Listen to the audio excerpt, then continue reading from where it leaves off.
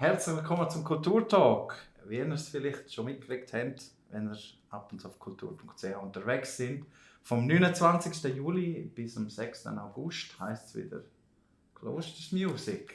Und die hier eine der Hauptorganisatoren ist, neben dem künstlerischen Leiter David Welton. Siehst du jetzt noch gewusst? Ist Franziska von Arp. Herzlich willkommen, schön bist du da. Vielen Dank, dass ich da sein darf. Ja, ihr habt hier wieder ein Programm, das läuft und tätscht. Sehr cool. Was ist so das Highlight vom diesjährigen Programm? Oder ist es auch schwierig, zum eins rauszupicken, wo du sagst, das ist jetzt wirklich außergewöhnlich? Das Highlight, finde ich, ist das Thema von diesem Sommer. Also Sehnsucht, Natur, oder? Das ist wie... Passt noch zu Klosters. Passt zu Klosters. Ja. Und Sehnsucht, Natur, dann sind wir ja auch immer mit der englischen Community verbunden. Musical Landscapes, also musikalische Landschaften. Und es geht darum, wie ist die Musik mit der Natur verbunden, beziehungsweise wie haben Komponisten die Natur aufgenommen, wie sie beeindruckt sind. Es geht ums Publikum an diesem Ort und so. Und Highlights sind insofern natürlich Werke, die jetzt extrem den Naturbezug haben. Und es ist schon am ersten Wochenende natürlich die Schöpfung vom Haydn. Das ist ein unglaubliches Highlight. Als Werk an und für sich für mich persönlich, aber für viele Leute, denke ich, die mit der klassischen Musik verbunden sind oder am Rande auch irgendwie mit Chormusik zu tun haben oder überhaupt in einem Chor singen oder so. Das ist eine grosse Geschichte und auch der Cast, den wir haben, wenn man so sagen darf. Also Giovanni Antonini, Dirigent. Das erste Mal ein Chor. Mit diesem Chorwerk, der Chor des Bayerischen Rundfunks, einer der weltbesten Chöre. Das ist sicher ein Highlight. Und dann hat es einfach Programm... Ihr hattet noch nie einen Chor gehabt bei euch am Klosters Music? Nein, Sänger, Solisten, Sopranistinnen, Operngala und so, aber Chor wirklich noch nie. Ja, es ist natürlich auch eine entsprechend grössere Produktion. Oder? Das sind dann 100 Leute auf der Bühne. Mhm. Ist das auch immer so ein bisschen eine Aufgabe, die ihr euch selber gebt, dass es sich ein bisschen weiterentwickeln muss? Unbedingt. Also es hat auch von Anfang an einen gewissen Aufbau gehabt und es war ein Aufbau vorgesehen und man kann nicht alles schon im ersten Jahr machen. Und es war immer ein Ziel, irgendwann kommt ein grosses Oratorium nach Klosters, so Klosters Music. Da wir ja nicht an Weihnachten sind, ist es nicht das Weihnachtsoratorium. Ja, genau. Aber die Schöpfung ist natürlich so etwas, das jetzt nicht ganz so eng sakral verbunden ist, sage ich jetzt, wie eine Matthäus-Passion oder so, oder eben Weihnachtsoratorium. Und dann kann man das auch in der Arena Klosters machen, wo man sonst eher noch in eine Kirche geht. Und die Kirche ist zu klein für so etwas. Ja, es ist schon noch so ein bisschen also grundsätzlich, wenn ich höre, singend hat es viel schon mit Kirche zu tun. Oder mit Glauben irgendwie. Oder täuscht das? Kenne ich mich da einfach zu wenig gut aus? Nein, das täuscht nicht. Also außer bist natürlich schon bei der Volksmusik, wo dann wiederum sehr viele Symphonien eingeflossen ist, die Komponisten das übernommen haben. Aber es kommt natürlich auch davon, dass sehr viele von den klassischen Komponisten, Händel, Bach, die sind natürlich an Kirchen tätig gewesen, oder haben für Bischöfe oder Herzöge oder so geschrieben, oder? Dass sie ihre Mäzenen waren. Dort haben sie ihr Geld verdient und sie einfach müssen produzieren für die Messen. So, und darum gibt es sehr viele Messen. Haydn war ja auch so angestellt im Esterhazy. Also ist das einfach vom zeitlichen Aspekt, ist das halt auch einfach gerade so, dass man dass die Kirche die halt gepackt hat und gefunden hat, machen gute Musik für uns. Oder? Ja, die Kirche war immer ein grosser Förderer gewesen, oder eben die Personen, die in der Kirche zu tun haben. Das ist natürlich eine riesige Tradition dann, von der klassischen Musik, die so gewachsen ist. Eben Händel, und dort sind wir schon bei vielen Werken, zum Beispiel auch für Krönungsanlässe geschrieben worden vom Händel oder für Feste von Königen und so. Und die waren immer auch mit der Kirche verbunden gewesen. So. Ist jetzt die Wassermusik vom Händel zum Beispiel ist auch auf der Themse, oder? Oder der König so im Schiff dahin geleitet. ist alles so entstanden. Ist es das eher zufällig? Letztes Jahr 800 Jahre Klosters, dieses Jahr 500 Jahre Reformation. ist es eher zufällig, dass er da jetzt gerade irgendwie so ein bisschen ein christliches Stück drin hat? Nein, es ist nur am Rande. Ist das so geplant gewesen, oder? Nein, das ist eher einfach ein Zufall. Oder? Nein, das ist insofern ein Zufall vom Zeitpunkt her, aber das Motto ist natürlich schon länger geplant, oder? Schon 2-3 Jahre geplant. Und wenn das Thema Natur kommt, ist natürlich ein Oratorium Schöpfung.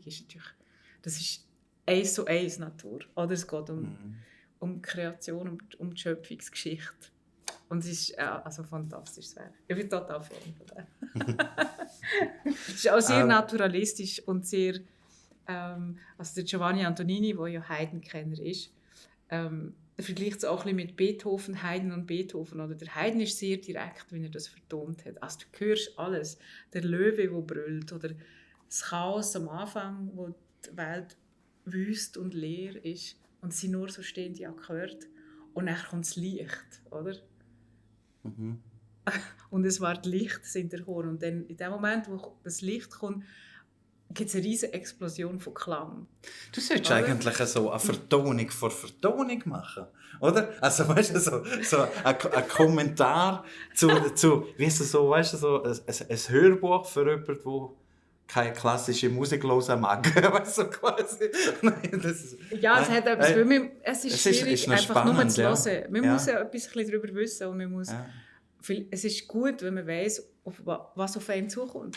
Dann kann man so anders wahrnehmen. Man kann sich aber einfach überraschen. Aber also wie ist es, wenn jetzt ihr zwei das Programm zusammenstellen? Hören ihr die Stück alle 2-3 Mal durch, bevor ihr sagt, ja, komm, mal machen wir etwas in dem Stil oder machen wir dort? Oder hast du die alle jetzt noch so im Ohr? Ich habe viele im Ohr. Ja. Ich muss es aber zum Glück nicht im Ohr haben, weil es ist der David Welten, der das Programm macht, ganz klar. Oder? Also er ist die künstlerische Leitung, die das zusammenstellt und ganz, ganz fundiert überlegt, was passt zusammen, was thematisch passt, was gibt der rote Faden, was kommt innerhalb von einem Programm gut zusammen. Oder? Das Programm soll auch einen Aufbau haben von einem Konzert. Lass nicht gerade in der ersten Sekunde irgendwie der Höhepunkt aufs Publikum los, es gibt auch so einen aufbauenden Höhepunkt und ja, so. Also das ist bei ihm und er ist Musiker und musikalischer Direktor, er hat das alles im Ohr, er weiss das auch alles.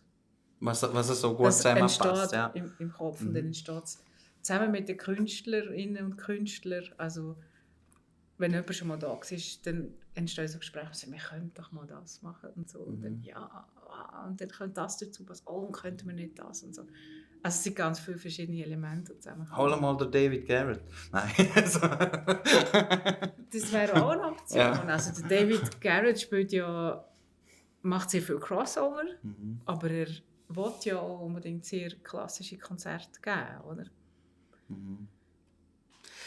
Nein, also wie gross ist denn dein Einfluss auf das Programm? Also überlässt du das dem Meister, den du gesagt hast, oder kannst du schon auch noch sagen, hey, ja, wäre es vielleicht nicht dort? Und, also weißt du, so fein justieren darfst du auch noch, oder willst du das gar nicht? Also ich kann mich fast nicht zurückhalten, um das zu machen. Leider sage ich immer, was ich denke. Nein, wir sind ständig im Austausch und bei uns entstehen die Ideen auch zusammen. Oder sie waren bei ihm schon lange und dann sage ich es und dann sagt er, ja genau, das habe ich auch gedacht. Oder umgekehrt oder so. Und dann oft, weil er ja in England wohnt, aber die Schweiz sehr gut kennt oder schon lange da ist, stimmen wir uns ab, so, was meinst du, funktioniert das da? Oder wie ist das in der Schweiz? Weil die Wahrnehmung in der Schweiz ist manchmal andere als in England. Und Amerika wäre noch ganz anders, oder? Und ich sage doch, das kennt man da, oder? In England sind natürlich englische Komponisten und die ganze, also ja, so Elgar-Zeugs und Krieg, oder? Das läuft enorm dort. Und bei uns ist es vielleicht weiter weg. Aber so über eine Schöpfung oder so muss man nicht diskutieren. Oder dann kann ich ihm natürlich auch sagen, gibt es wirklich so Sachen, die nicht funktionieren in der Schweiz? Also wenn jetzt Zeugs von zu weit weg importierst, kann es sein, dass es irgendwie Leute vor den Kopf stößt oder so? einfach weniger bekannt ist. Und dann wird es natürlich schwieriger, die Leute hinzubringen, weil du lässt dich nicht so gerne auf unbekannt sein. Nur ein Teil des Publikums geht für Unbekanntes. Und ein grosser Teil möchte natürlich das hören, was sie kennen. Oder? Das heisst aber nicht, dass wir unser Programm genau nach dem ausrichten, aber wir müssen einfach aufpassen, weil oder, es ist immer ein Mix von ein bisschen Risiko und das denkt man, dass es funktioniert und dann gibt es auch immer Überraschungen. Oder? Aber bei der Schöpfung zum Beispiel, das ist schon klar, wenn man so eine riesige Produktion macht, dass man Das muss funktionieren, oder? Es sollte voll sein, ja. oder? Und dann kann ich natürlich sagen, es gibt eine riesige Chortradition in der Schweiz und im Graubünden überhaupt, oder? Die Leute singen da. Also sie sind interessiert. Ja. Also vor allem oder? eine Prägung auch, das ist eigentlich, da triffst du den Nagel auf den Kopf. Also, und darum funktioniert das irgendwie anders, mehr mit regional, lokal, als Leute, die dann weit herkommen für einen Star zum Hören. Oder? Dann geht es zum Beispiel mehr ums Werk als um irgendeinen Künstlerstar oder so. Jetzt habe ich gesehen, ihr habt ja letztes Jahr die mega Geschichte gehabt mit dem Singing in the Rain. Mit der Musical-Vertonung, also Filmvertonung live. Habe ich sensationell gefunden, bin ich da oben gewesen. Jetzt habe ich gesehen, ihr habt hier etwas Charlie Chaplin, Laurel Hardy, Buster Keaton. Ist das etwas Ähnliches, was ihr hier macht? Wie das die Singing in the Rain Musical Vertonung, ja. Ist noch ein bisschen Live-Filmmusik. Live-Filmmusik, da. So, danke vielmals. sagen wir So, ja, genau. Ist das ein ähnliches Prinzip, das ihr hier macht, oder ist es etwas total anderes? Es hat ein bisschen einen anderen Einfluss, seit mehr musikalisch-künstlerisch, weil der Stummfilm hat ja eigentlich keine Musik gehabt, wobei Charlie Chaplin hat Musik von seinen Filmen. Aber mir ist auch ein bisschen frei, das war ja eine Tradition, dass man dass ein Stummfilm im Kino ist gelaufen und nebenan war auf einer kleinen Bühne so ein Pianist und hat alles irgendwie live improvisiert. Oder? Es geht ein bisschen mehr in die Richtung und es ist jetzt nicht ein fixes musikalisches Stück, das ja der Film vorgibt. Sondern wir waren in der Musikwahl freier. So. Aber das Prinzip ist das Gleiche, oder? Film und unter Live-Musik, Orchestermusik. So.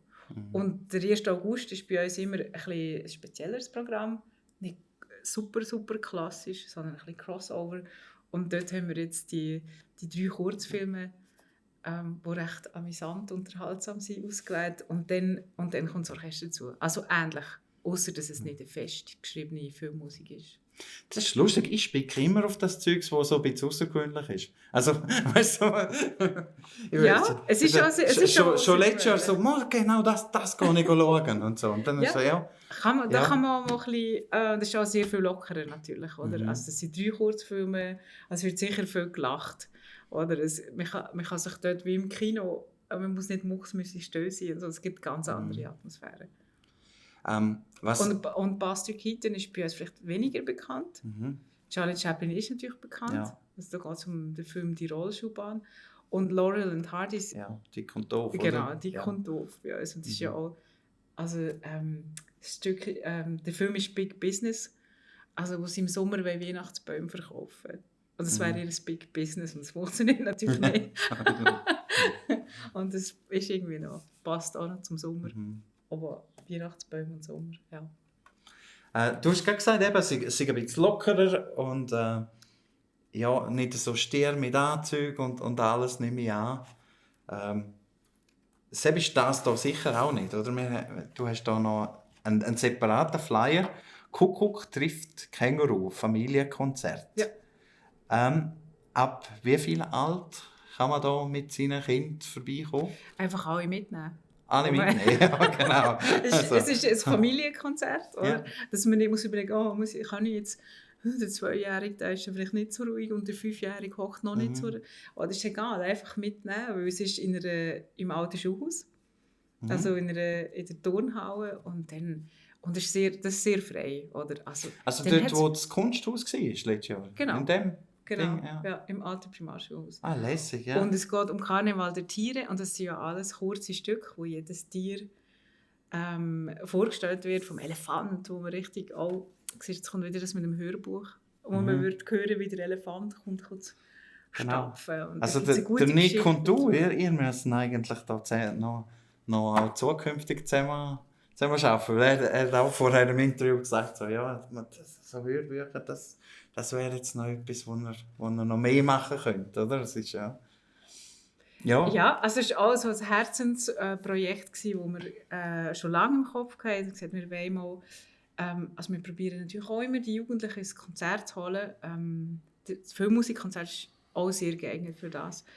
Aber wir haben nicht ein Programm bis jetzt gehabt, das speziell auf Kinder oder so zugeschnitten war. Und das mit Karneval der Tiere ist natürlich so eins. Und das haben wir, was haben wir gesagt, es kommt der Moment, wo wir es einfach machen wollen. Das gehört dazu. Und jetzt sind wir so weit. Und das machen wir sicher auch weiter. Ja. Wie ist die Resonanz bis jetzt auf das? Also, erstaunlich gut. haben ihr schon fast alle Billette weg, oder? Nein, es braucht noch einen richtigen Push. Wir waren mit der Schule in Kontakt und immer noch eigentlich so das Prädikatsrap und Davos und so. Dass die Schule eigentlich auch über die Kinder zu den Eltern gelangen. Das ist ein kleiner Gap. Oder die berühmte Schwelle, oder? Dass, wenn wir so sind, da gibt es einfach ganz viele Leute, die nicht drauf schauen, weil sie sagen, das ist Klassik, komme ich nicht an. Oder so. Und die Kinder wollen wir irgendwie anders. Sieht es anders aus, oder? Hast du eine Schildkröte? Ja, und darum über die Schule probieren wir. Aber wir haben auch schon von Anfang an Billette verkauft, wo ich überzeugt bin, dass einfach Erwachsene auch wissen, das sind so tolle Stücke, ich will das hören. Oder? Also der Schwan ist sehr berühmt. Das Cello-Solo vom Schwan und so. Das hat man so in den Ohren. Und es ist eine super Geschichte sind dazu. Gleich relativ viele Leute auf dieser kleinen Bühne, oder? Also Kammerphilharmonie Graubünden, wie viele Leute sind das? 20 sicher, oder? Ja, also es ist ein Ensemble von der Kammerphilharmonie, weil Karneval der Tiere ist für etwa 12 Instrumente oder so. Und 2 Klavier, also 2 Flügel. Ja, die brauchen Platz.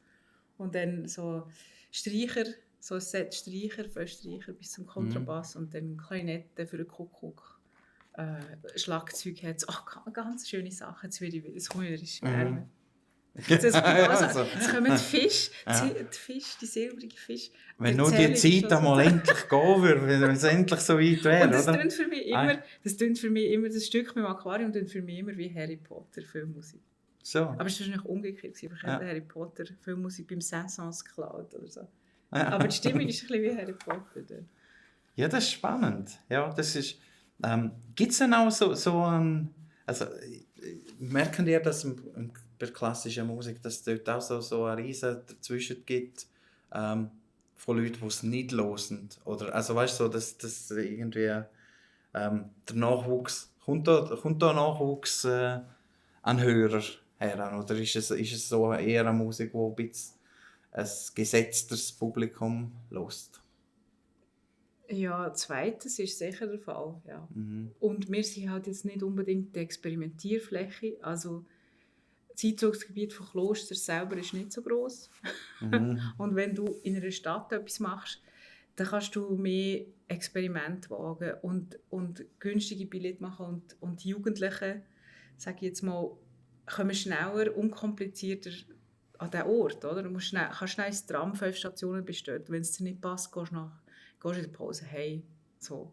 Und es war nicht so teuer gewesen, aber nach Klosters gehst du nicht probieren, oder? Also ja, darum ist nicht so ein riesen Weg, um mal ja. schnell ein bisschen reinzuhören. Also darum gehen wir halt bei uns eher, kommen die Leute, die es kennen und die wissen, was sie erwarten. Aber darum ist das für die Leute von da enorm wichtig. Dass man die Gelegenheit wahrnehmen kann und dort einfach mal reinsitzen und schauen, wie es ist. Und eben, wenn das... Ja, wenn es nicht passt, es ist nur 15 Franken, oder? Habe ich gelesen, ja, 15 Franken, es ist noch human, eigentlich, ja. Es ist natürlich bitterer, wenn es nicht passt und noch mit nach 100 Stutz gezahlt hast, oder so. Ja. Das ist vielleicht das eine, aber das andere ist, wenn man sich in der Atmosphäre nicht wohlfühlt, wie bei der klassischen Musik, sonst musst du halt wirklich hören und konzentriert hören, oder? Und das geht halt für Kinder eine gewisse Zeit und dann ist es vorbei, oder? Das ist ja menschlich. Die müssen sich bewegen. Die müssen sich bewegen. Ist ja zum Glück müssen sie sich bewegen. Wir sind ja für das unbeweglich und sitzen nur noch. Aber, und dann fängt es schon an. Dann musst du nach einer halben Stunde... Das ist nicht schön. Du kannst nicht genießen, wenn du weißt, du wirst nervös, weil vielleicht deine Kinder irgendwie doch nicht mehr so gefesselt sein, was auch natürlich ist. Und da ist es egal. Es hat auch Turnmatten drin, es hat Turnbänkchen. Und also das wird ein riesen Käferfest, sagst du, das Konzert. Das ist, ja. Und dann kann man einfach das alte Schulhaus wieder einmal raus und dann kommt man mit wieder Leben rein. füllen. Und, das ist cool. Ja. Da bin ich sehr gespannt. Ja. Schauen wir mal rein auf klosters-music.ch. Danke, dass du da bist. Und dann, das schaue ich mal. Versuche ich mal daheim schmackhaft zu machen. Ja. Unbedingt. Wenn wir so ein bisschen Käferfest machen, da ist mein Kleiner und meine Frau, glaube ich, schon auch dabei. Mal. Schauen wir mal rein, klosters-music.ch. Hat sehr viele, sehr spannende Geschichten, die sie machen dort in diesen paar Tagen.